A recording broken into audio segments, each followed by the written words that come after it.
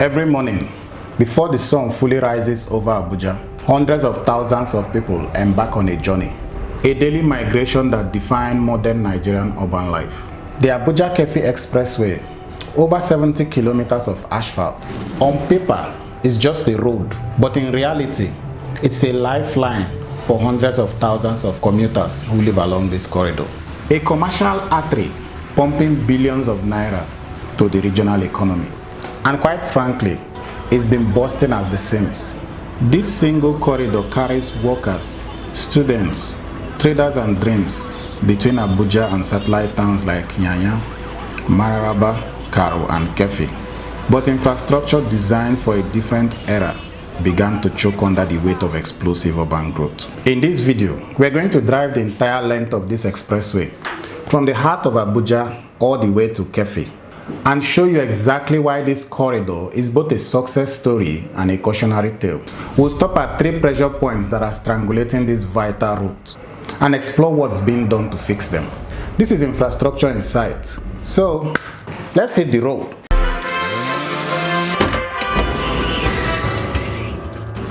It's just the break of dawn, and we are taking off from Abuja's northern corridor. The roads are relatively clear now, but watch what happens within the next hour. The Abuja-Keffi Expressway isn't just infrastructure, it's a daily drama of aspiration and frustration. For millions living in the Nasarawa state satellite towns around Abuja, Abuja represents opportunity, jobs, education, healthcare, commerce. But accessing that opportunity means joining this daily convoy. What makes this corridor unique? It's its dual identity. It's both an interstate highway connecting FCT to Nasarawa state and a de facto urban commuter route. That tension between long-distance travel and local movement is at the heart of every problem we're about to see. We are approaching Nyanya now, and you can already see the transformation. What was a smooth highway 10 minutes ago is becoming something very different. Welcome to Nyanya, the first and arguably the worst choke point on this entire corridor. What you're seeing is a collision of 3 realities. First, Nyanya is the primary gateway between the FCT and Nasarawa state. Secondly, it's a massive residential and commercial hub in its own right. It's home to hundreds of thousands of residents. And thirdly, this junction was designed decades ago for a fraction of the traffic volume that it has to accommodate today. Every morning, vehicles from at least 6 different directions converge here. From Abuja city center, from Karu, from Maraba, from Keffi, from Nyanya's internal road, and from connecting routes to other parts of the FCT. The results? Average speeds during peak hours drop below 15 kilometers per hour. A journey that should take 10 minutes can stretch up to 45 minutes or even longer. Commuters lose hours every week, time they could spend with family, building businesses, or simply enjoying themselves. But here is what most people don't see. This bottleneck has economic consequences that ripple far beyond wasted time. Goods take longer to reach markets, increasing costs. Businesses struggle to maintain reliable supply chains. Workers arrive late, stressed, and less productive. Emergency vehicles get trapped. The entire regional economy operates at a reduced efficiency, all because of this single junction here. So what's happening on the main expressway at Nyanya?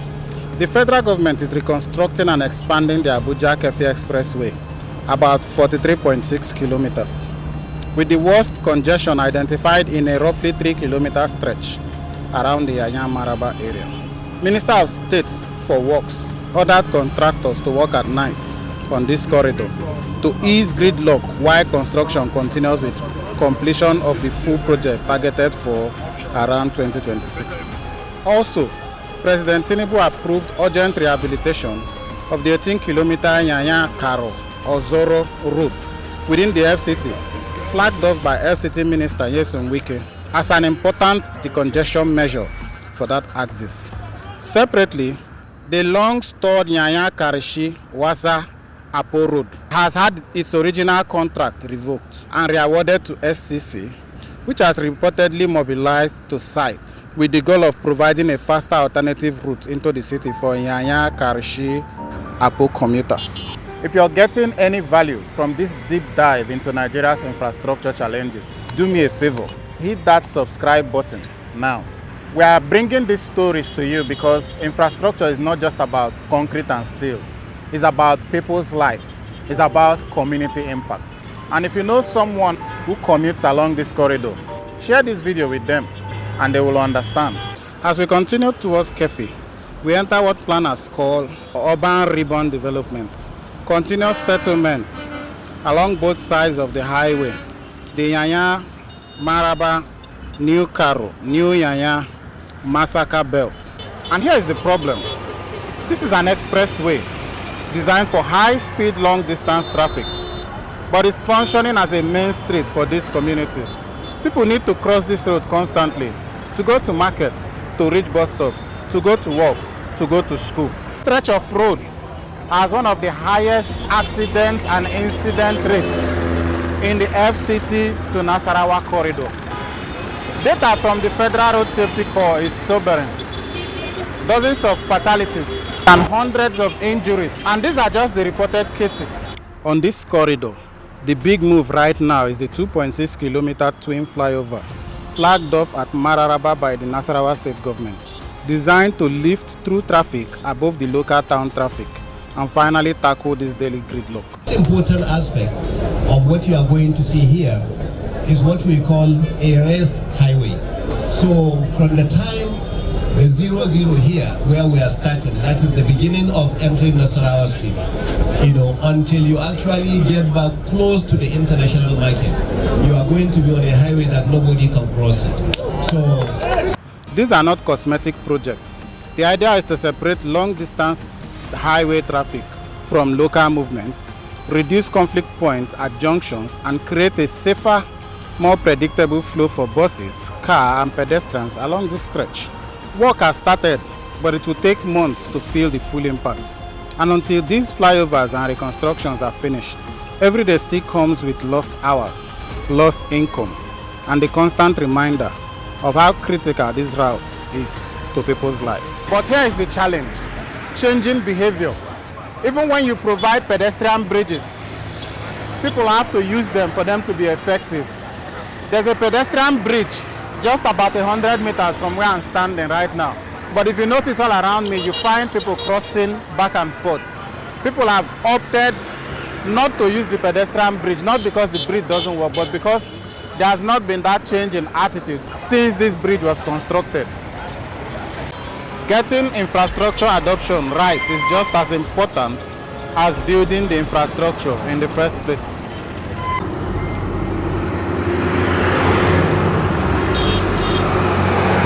As we approach Keffi, the character of the corridor changes again. We're now 40 kilometers from Abuja, in a different state entirely. But you'd never really know it from the continuous development. Keffi town is the capital of Keffi local government and a home of major institutions. It houses the Nasarawa State University. Its population has exploded in the past decade, largely driven by people who work in Abuja, but some of them can't afford to live there, and some of them decided to actually live here because of the serenity. But here is where we see the third critical pressure point. Infrastructure overwhelmed by growth it was never designed to handle. During evening rush, this expressway becomes a parking lot. Vehicles backed up for kilometers, sometimes taking 2 hours to move what should be a 15 minutes distance. Why? Because the road network within Keffi itself hasn't kept the pace with growth. There are only 2 main entry points and exits connecting Keffi to the expressway. But unlike Nyanya and Mararaba-Karu stretch, the solution here isn't about expanding the expressway itself.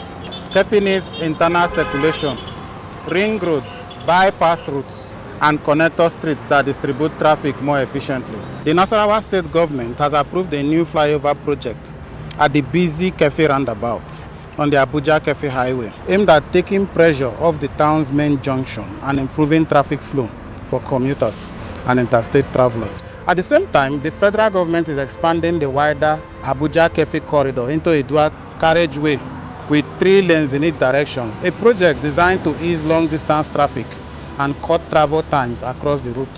These are multi-year, multi-billion naira projects, but the economic case is very clear.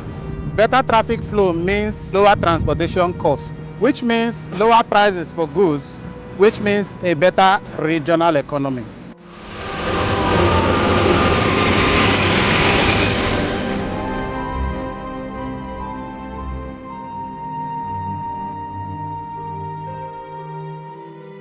So we've seen 3 pressure points along this one corridor. But when you step back, you see the bigger picture. What's happening along the Abuja to Keffi axis is a master class in the study of the relationship between infrastructure and urban and regional development. The consequences of when one fails to catch up to the other. This corridor didn't fail because it was poorly conceived or it was poorly designed initially. It's failing because it succeeded beyond the initial projections. Abuja's growth created opportunity. People followed that opportunity and eventually settled all the way to Nasarawa State because land was more affordable along this corridor. But housing and development without transportation creates the kind of problem that we see along this corridor today.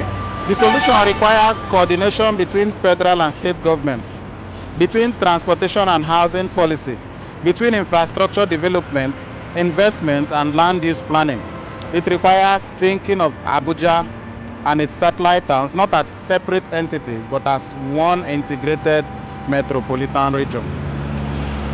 And that's beginning to happen now. Planners have been working for years on how to integrate rail, buses, and roads into a single coherent system. Various transport and urban development studies, some supported by international partners like JICA, envision a mix of mass transit rail lines, improved bus services, and targeted road upgrades to keep the capital and its satellite towns moving. In that broader picture, the Abuja-Keffi axis stands out because it links the federal capital directly to rapidly growing communities in Nasarawa State, making it central to both daily commuting and regional economic integration. Even if the more ambitious transit ideas for this corridor are likely to unfold over many years rather than months. So that's the story of the Abuja-Keffi Expressway, an expressway that tells the story of Nigerian urbanization in microcosm, explosive growth, infrastructure struggling to catch up, communities emerging faster than the roads that connect them. We identified 3 critical points: the Bottleneck, where 6 streams of traffic come together; the Mararaba-Karu pedestrian danger zone, where expressway meets main street; and the Keffi approach, where growth has outpaced internal circulation. What's needed is sustained investment, intergovernmental coordination, and recognition that this corridor isn't just Nasarawa's problem or Abuja's problem, it's Nigeria's problem. Because every person stuck in traffic on this road represents potential unrealized. Every accident is a life disrupted. Every hour lost is economic growth that never happened. If you commute this corridor regularly, drop us a comment and tell us about your own personal experience. Is it getting better or is it getting worse? Share your experiences so that other viewers can also benefit from it. And very importantly, hit the subscribe button if you want more infrastructure development stories from across Nigeria and Africa. Because these conversations matter, and so does your voice. Thank you for watching this video, and see you in the next one.